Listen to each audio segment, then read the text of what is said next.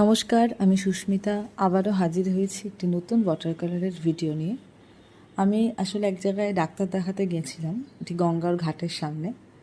তো সেখানে একটা খুবই সুন্দর দৃশ্য দেখি, তো সেটাকে আমি তখনই ক্যামেরাবন্দি করি।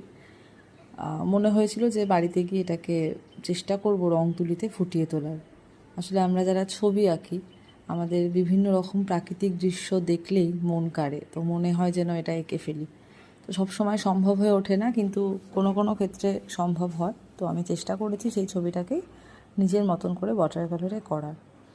তো ছবিটা সম্বন্ধে এবার বলি।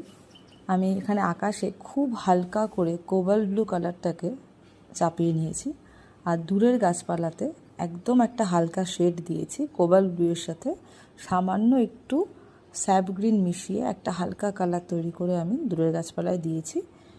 আর সেটা বাদিকে দিয়েছি, এবং ডান দিকে যে দূরের গাছপালা যেটা আরও হালকা, সেক্ষেত্রে একটুখানি লেমন ইয়েলোর টাচও আছে। ওই স্যাপ গ্রিন, কোবাল্ট ব্লু এবং লেমন ইয়েলো মিশিয়ে একটা কালার করেছি।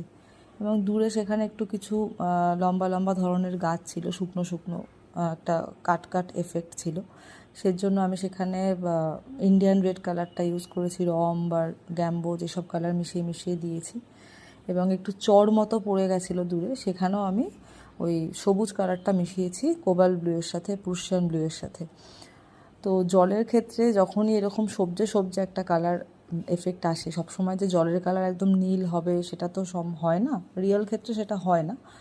তো সবজে সবজে একটা এফেক্ট থাকে অনেক ক্ষেত্রে, যেহেতু আশপাশে গাছপালা থাকে তার একটা শ্যাডো পড়ে, এবং জলটাও একটু সবজে সবজে হয়ে যায়। তো সেক্ষেত্রে আমি এখানে সবুজের সাথে একটু প্রুশিয়ান ব্লু মিশিয়ে জলের একটা এফেক্ট দিয়েছি। কিছু কিছু ক্ষেত্রে স্যাপ গ্রিন ইউজ করেছি, কিছু কিছু ক্ষেত্রে লেমন ইয়েলো ইউজ করেছি, গ্যাম্বোজ ইউজ করেছি, সব রকম মিলিয়ে মিশিয়ে করেছি। এবং দূরে কচুরিপানার কিছু কাজ ছিল, সেখানেও আমি স্যাপ গ্রিনের সাথে ইন্ডিয়ান রেড মিক্সড করে দিয়েছি। আর নৌকাতে দুজন মাঝি ছিল, যে এই দৃশ্যটা আমার বেশি মন কাড়ে এবং যার জন্য আমি এই ছবিটা তুলি। তো এই দুজন মাঝি, একজন বসেছিল একজন দাঁড়িয়েছিল, ওনারা মাছ ধরছিলেন সেখানে। তো সেটাকে একটুখানি ডার্ক কালার ইউজ করেছি, রম বা ব্ল্যাক এই সমস্ত কালার ইউজ করেছি। আর মানে যিনি দাঁড়িয়ে আছেন তার ক্ষেত্রে তিনি একটা গামছা পরেছিলেন, সেখানে গামছাটার জন্য একটু লাল লাল একটা এফেক্ট রেখেছি, দেখলে হয়তো বুঝতে পারবেন ছবিতে।